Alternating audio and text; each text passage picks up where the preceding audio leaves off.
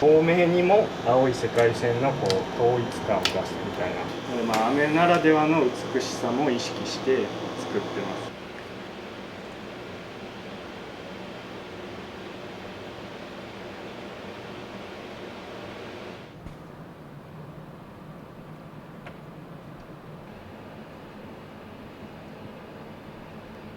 広島の吉島町でクロワッサン専門店をやってますアメラトリークロワッサンの岡村と申します。 SNS とかで飴細工の青い作品、水とか雨をテーマにしたものを作ることが多いんですけど、今日はより細かく丁寧なものを作っていこうかなと思ってます。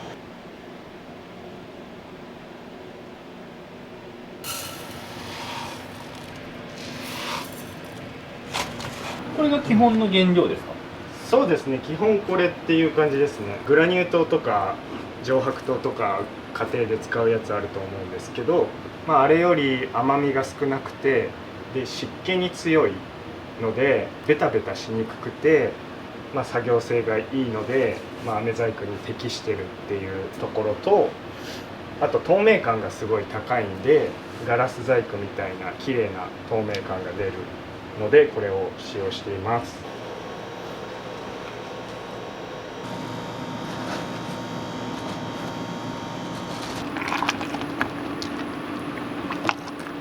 加熱していくとなんか大体焦げつく茶色くなるイメージが砂糖ってあるんですけど、そうですね、それがこの砂糖の特性で、焦げにくい、焦げた色がつきにくくて透明感が高いっていうところですね。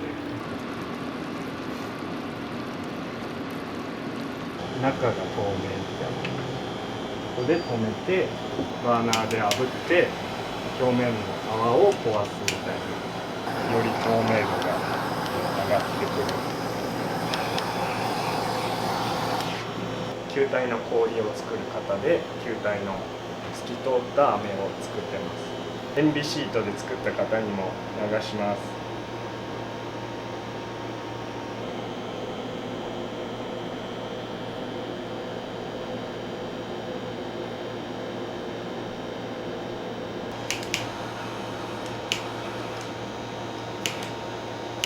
表面に浮いてきた泡をまた消して、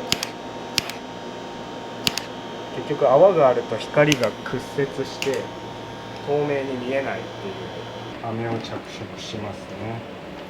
食用の色素です。飴とかグミとか着色するような、これをアルコールで溶いて使います。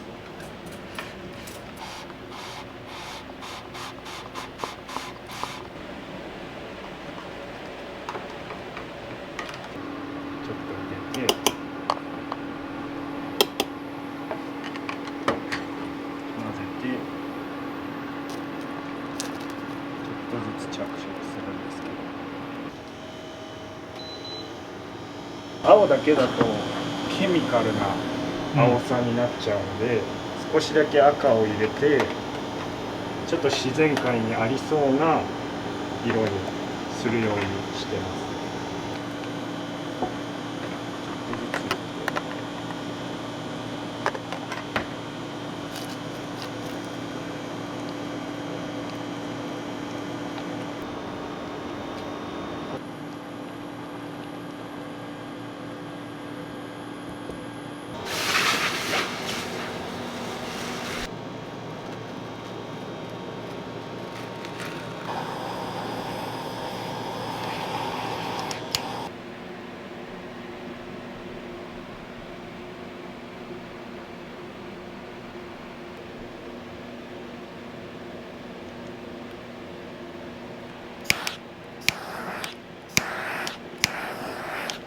型が熱で歪むんで、これでまっすぐにしておきます。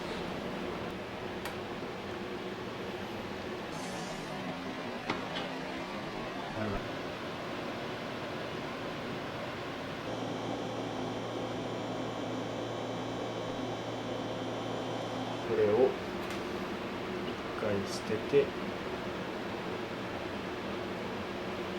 剥がす。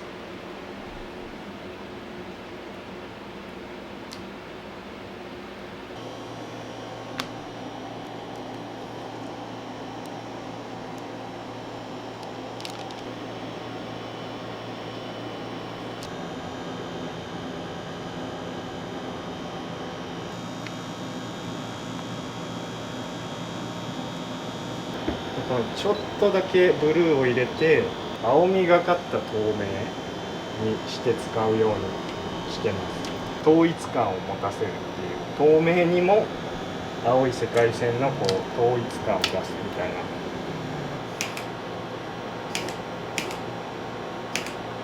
クーレとか言われてるんですけど、空気が入ってないのを流して透明感を出すような技術で、後でやるんですけど、逆にこう手作業で引っ張って空気を逆に含ませまくって、鏡みたいに光を反射させて艶を出すみたいなやつも後でやります。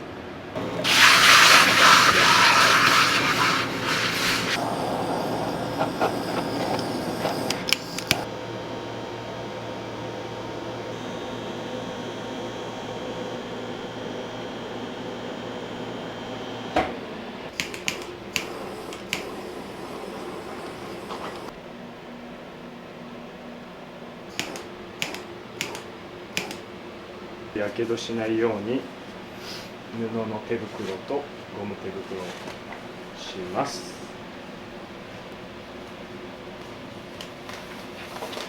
何度ぐらい？まあ180度近くて、手に当たったら皮膚が溶けるぐらい熱いです。水滴みたいなものを作ってます。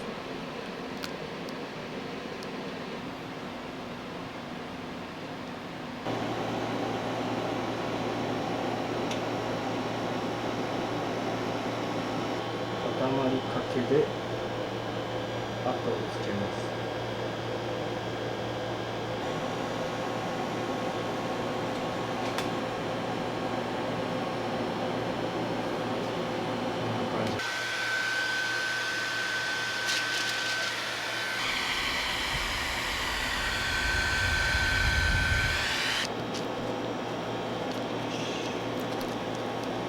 19とかですかね。天文学校で初めてやりました。ち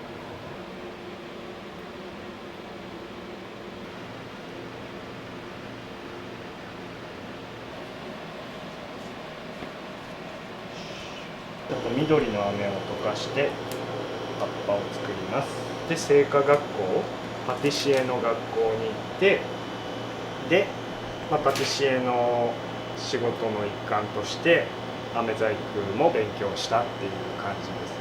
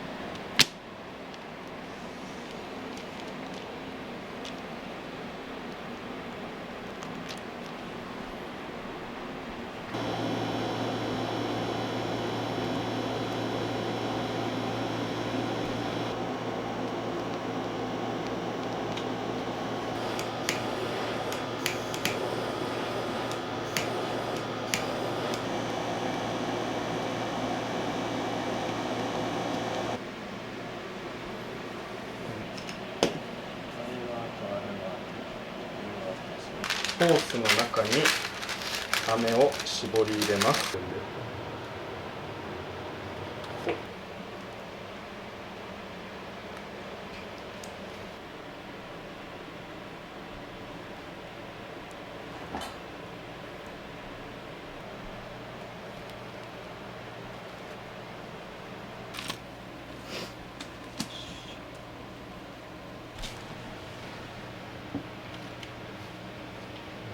やっぱ半袖入れられてるのはやっぱ湿度に弱い、そうですね。雨とかの時湿度が高いと表面にちょっと結露してきて透明感がなくなっちゃうのと、表面がベタベタして作業性も悪くなっちゃうんで、部屋がちょっと湿度高かったらこういうタッパーに入れるっていう。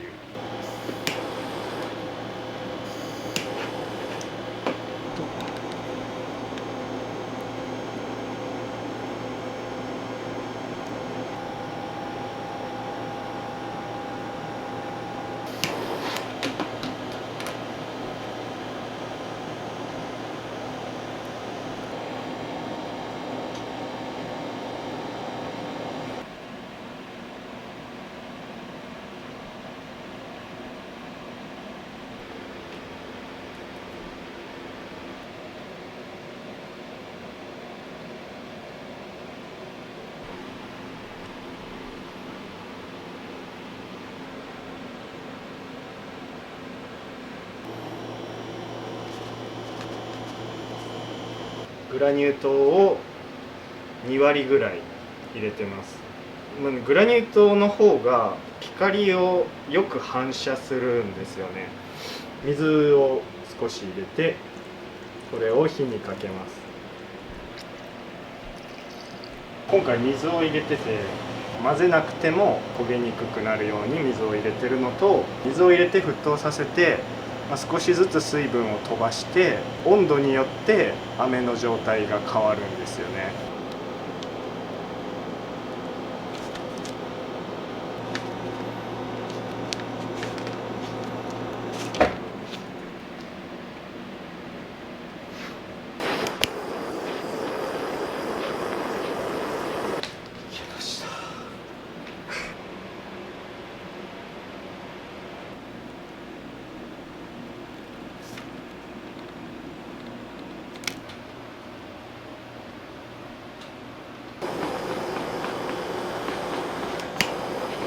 上がりそうなんで吸ってもらいます。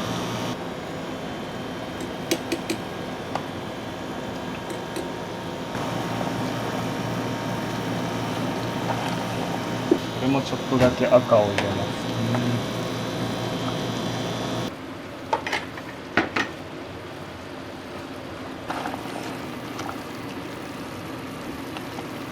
これを175度まで加熱します。持ち上げて薄くして色を見てるんですけど、この後こう引っ張って空気を含ませるんでちょっと薄くなっちゃうんですよ、色が。引っ張ったらちょっと薄くなってこのぐらいの色かなみたいなのを想像してるっていう感じです。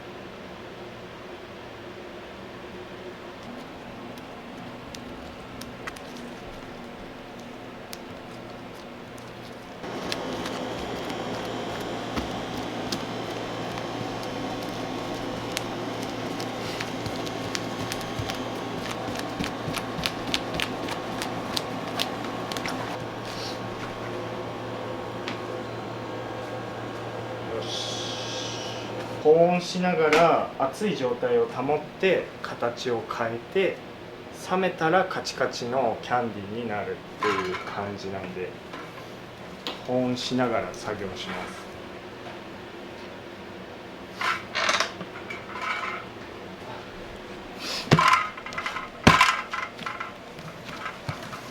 で、この塊になった飴を引っ張って空気を含ませます。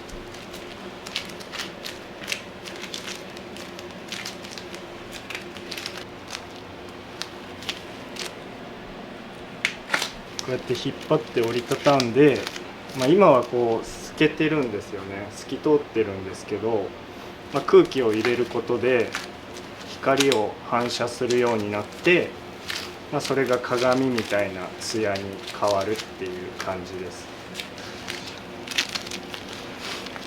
だんだんツヤツヤになっていきます。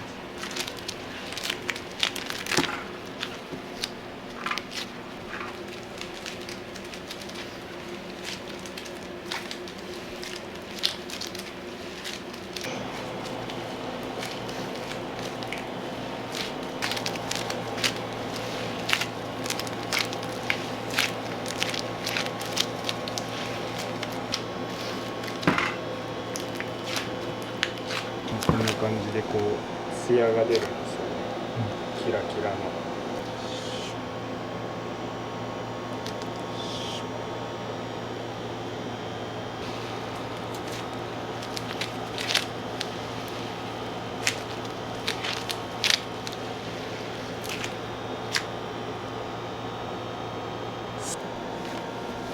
んな感じですね。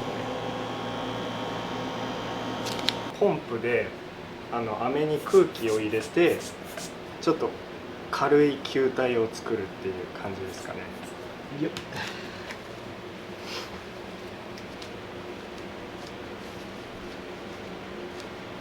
で、このようにくっつけて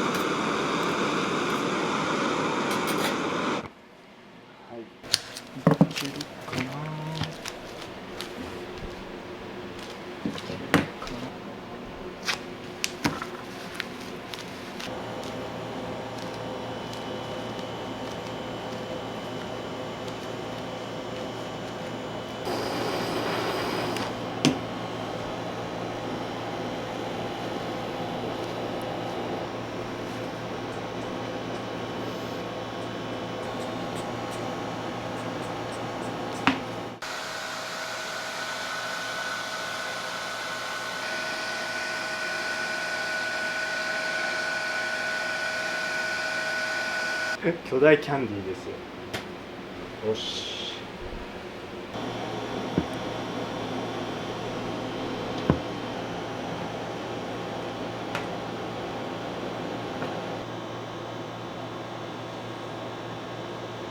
ここからちょっとちまちまアジサイの花びらを作っていきます。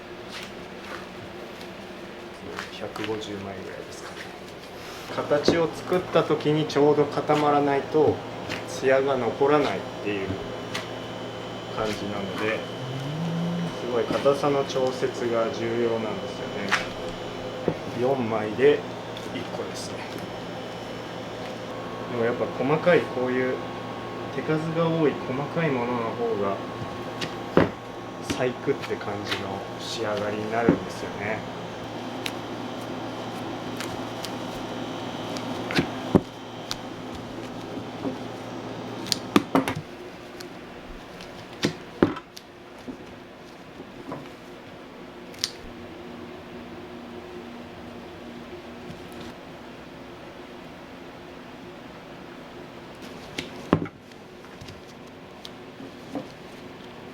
何回も練られてからはい、その切る作業に入ってるのは、はい、これどういう意味があって？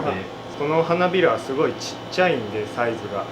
なんでこのこねてる段階ですごい距離を引っ張ってるっていう、距離を引っ張って艶を出して、艶やかになった飴を使って花びらを作ってるっていう感じです。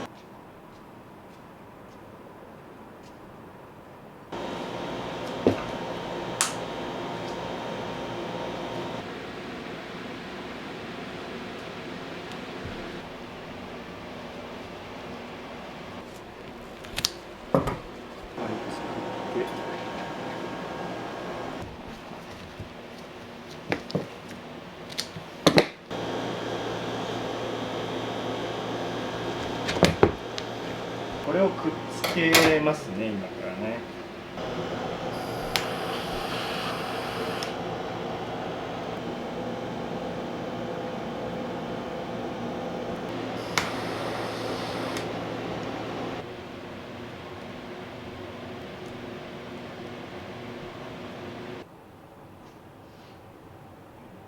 これやっぱ実際のその花をイメージしながらはい、されてる部分。そうですね、まあ、実際の花をイメージしながらつけるんですけど、ただまあ飴細工の良さも生かしたいんで、ちょっとだけ花びらの形が実際の花と違うんですよね。その曲線を多めにして、光の反射をする部分を普通の花より多くしてるっていう感じです。で、まあ、飴ならではの美しさも意識して作ってます。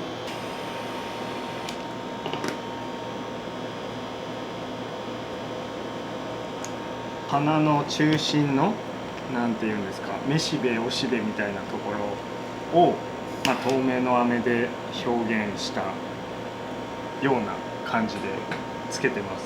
これ透明にしてるのは理由があるんですか？まあ飴細工らしさっていうところで、まあ、光がこうキラキラして宝石みたいに見えるっていうところで透明にしてます。ジュエリー感が出るんで。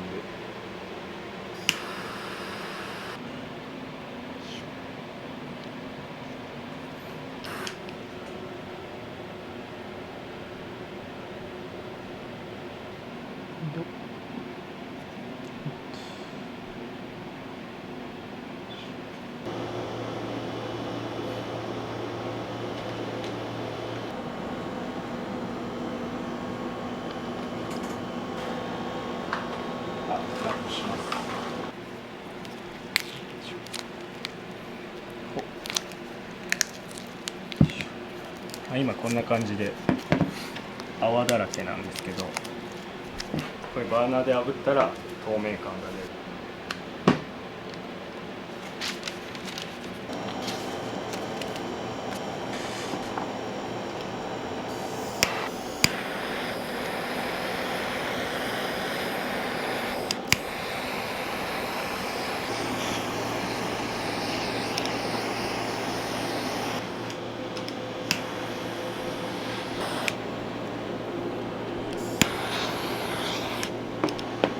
ちょっと冷やしてから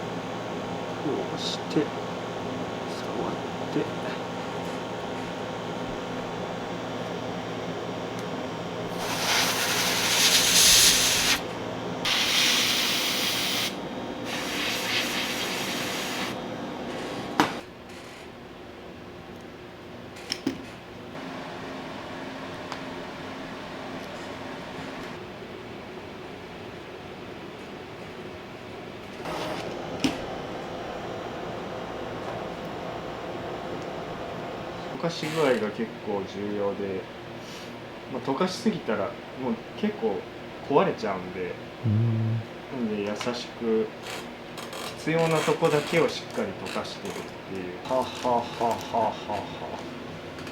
はいはいはい。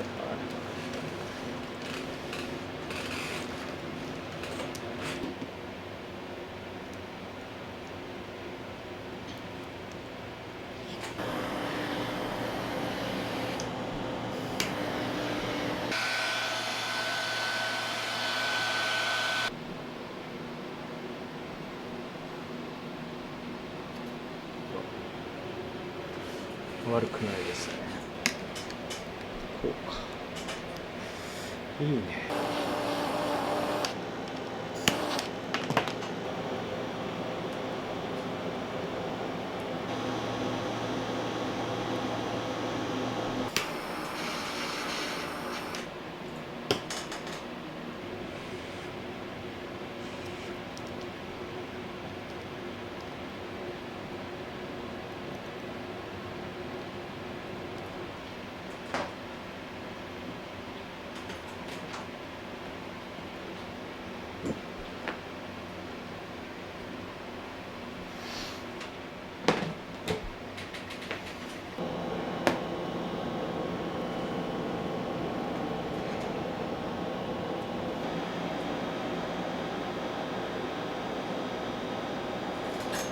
水しぶきパーツ。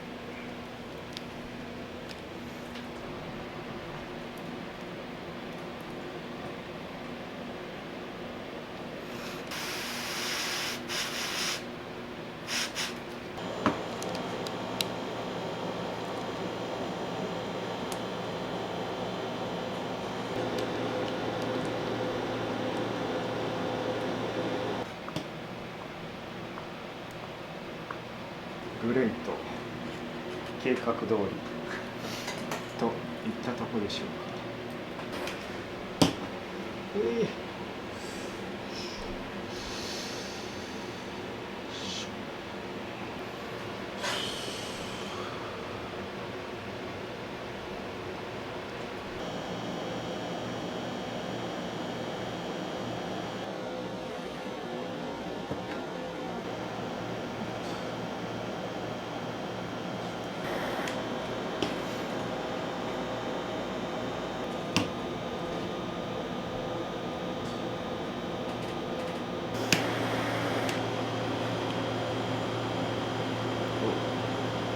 水の波紋とか水滴を浮いてるように見えるようにつけることで浮遊感が出て、その瞬間を写真で撮ったみたいなデザインになるようにしてます。これつけてちょっとだけ飴チンして溶かして、蝶の触覚と雨の粒みたいなのをつけて降ってきてるとこ、それで完成って感じですね。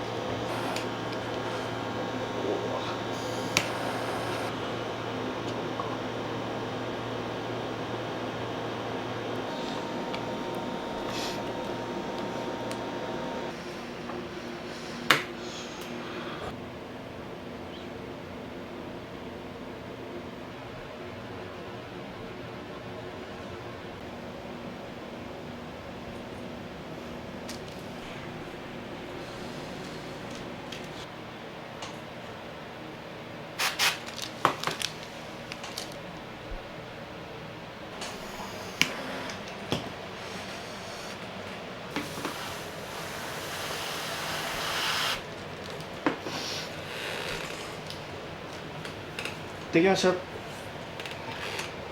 もしかして完成ですか？完成です。これ作品名は雨とアジサイですね。雨の日のアジサイを表現しました。雨が降ってる情景だったり、こう水しぶきが飛び散る情景、本物写実的ではないんですけど、抽象的な表現で雨とアジサイを表現しました。